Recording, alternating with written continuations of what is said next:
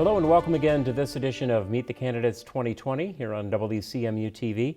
I'm David Nicholas, and we are speaking this year with our guests virtually, and joined this time by Amy Slepr. She is of the Green Party and is campaigning for the United States Congressional District number 4.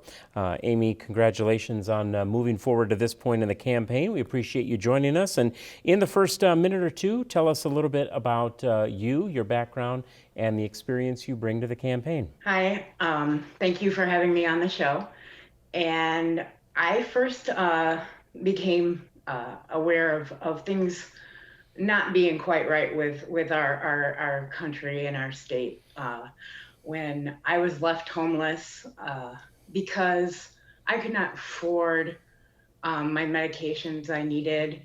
I had to choose between my medications and my rent. I'm diabetic, and my medication that I am on is $650 a month with insurance.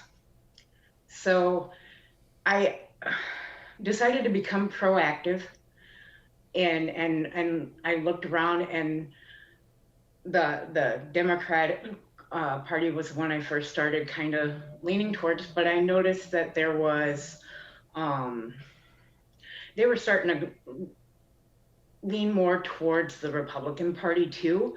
And so I started looking around for other options, and I looked at the Green Party platform, and I'm like, they're for Medicare for all, or universal health care is what we prefer to say.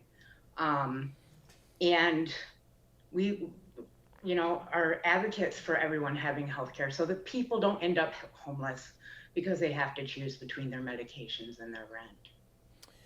Clearly then, as you've identified that as a candidate on a personal level, in addition to that, well campaigning, and for the voters that you have been speaking with across the 4th Congressional District, what have you and they identified as other key issues as we approach this campaign? A really big one in this area is the income to cost of living ratio. The minimum wage is not covering the rent around here. In Mount Pleasant, the average rent is about $900 a month. Minimum wage just doesn't cover that. Both parents in the home have to work at least one job, if not two, just to get by. And that's not the way that our income system should be working. People should be able to afford a home. They should be able to afford transportation and food and the necessities in life. And right now, people are not surviving very well. There's a lot of homelessness, and there's a lot of, people moving in together so they can share cost of living so they can survive. If we take that as a broad issue, the income to cost of living ratio, or break it down into some of these other specific concerns that it impacts, what proposals might you bring to Washington should you be elected to this office? Well, definitely start out with raising minimum wage, and seeing how we can work with landlords and so that cost isn't so high. I mean, why do we need $1,200? I pay $1,200 a month in rent. Why does it need to be that high? And try to figure out a solution so that people aren't, having to kill themselves working in order to afford their rent and bills. Beyond that, then, another issue that you might look to as identifying as a key issue, again, either you as a candidate or voters that you've talked to, what on that list of issues that seem to be the key ones, the important ones, what would be another that you would identify? Making sure that people have the resources they need as far as education. I firmly believe that education should be tuition free. We should have an option, not having to choose, okay, I would really like to be a doctor, but I can't afford $100,000 in student loan debt for the rest of my life. There's got to be a balance, and the cost of education is just way too high. And people should be allowed to pursue careers that'll make them happy, number one, and that they can continue on and be productive members of society. and be able to afford their bills. And how would we move, how would you propose that we move in the direction of having education become free? What specifically would you want to do to move us in that direction? I would like to see the military budget cut. I mean, I understand that military personnel need to be paid. That is important.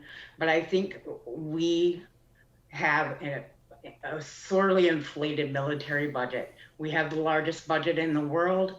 We, there needs to be some pullback on that. And I think that money would be better allocated towards tuition. Amy Slepr is the Green Party candidate for Michigan's 4th congressional district, a challenger in that race this year. So you've cited income, cost of living ratio, and also the resources that we see to pay for education. Another issue then that you as candidate or voters you've spoken with identify as important in this campaign? What comes up a lot is legalization, decriminalization of marijuana use. Even though we have rec approved here in Michigan, there is still not on a local level, I guess. So they would like to see it federally, legalized.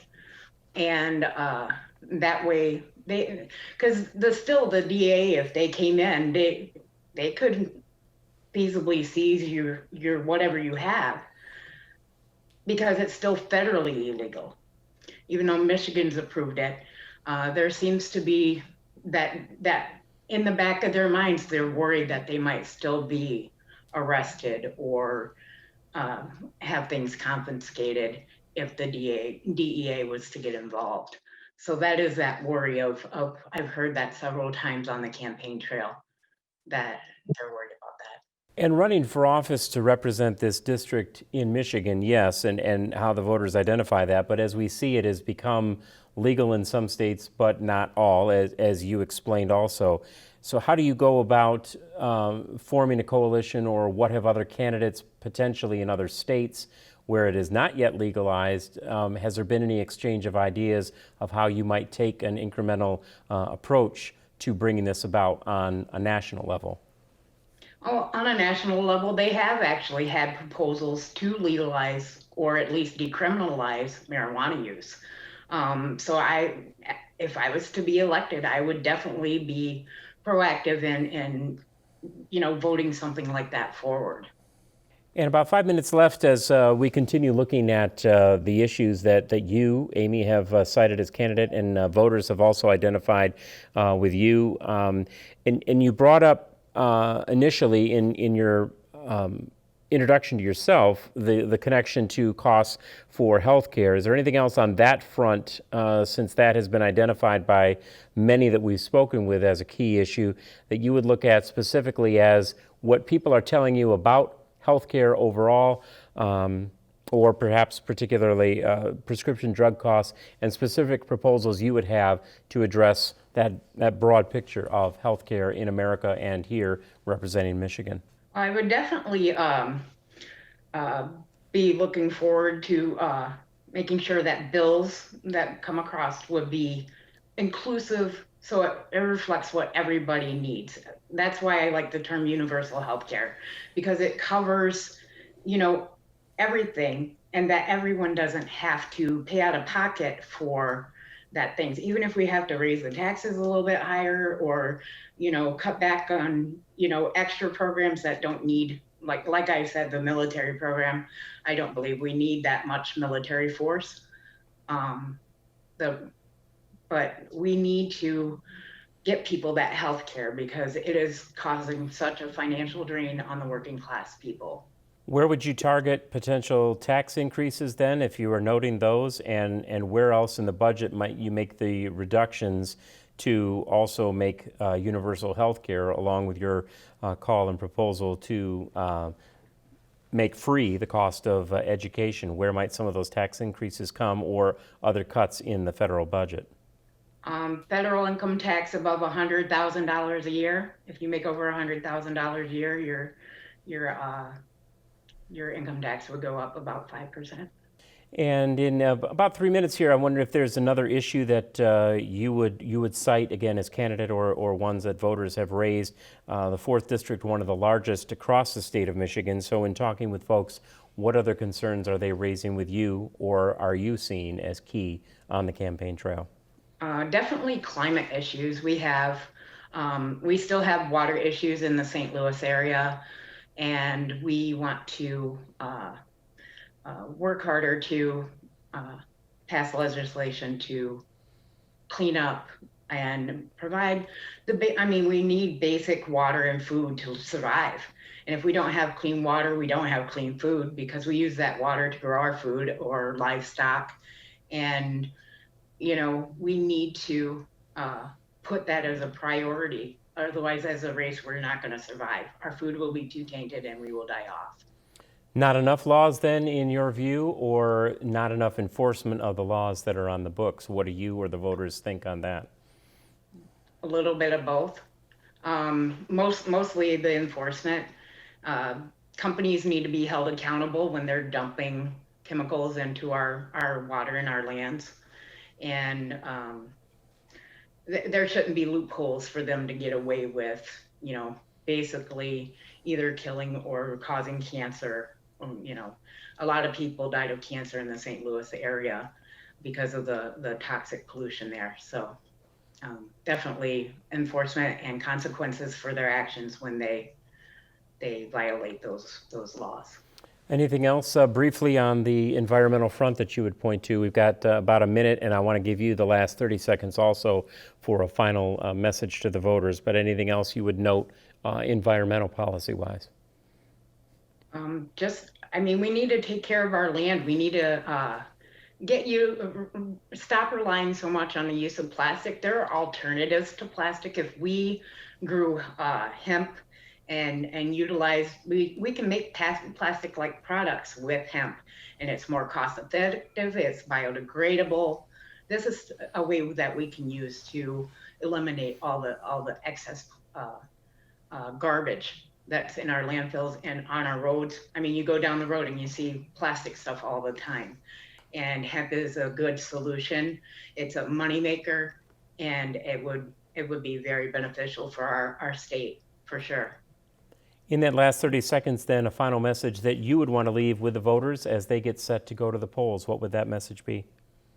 Just that I want to amplify your voices. I want you to be fully represented in Congress, and just, vote your conscience. Don't let people vote shame you. Just because I'm not a Republican or a Democrat doesn't mean I won't do just as good a job. We certainly appreciate your time, not only speaking with us, but to the voters across the 4th Congressional District in Michigan. Stay safe the rest of the campaign. Good luck with that campaign effort moving forward. And thanks so much for speaking with us today. Thank you very much. Have a great day. We have been speaking with Amy Slepr. She is the Green Party candidate in the race for Michigan's 4th Congressional District seat. Reminder that all qualifying party candidates were invited to participate in this series. We hope that you'll have a chance to join us again. And please do remember, get out to exercise your right to vote on Tuesday, November 3rd.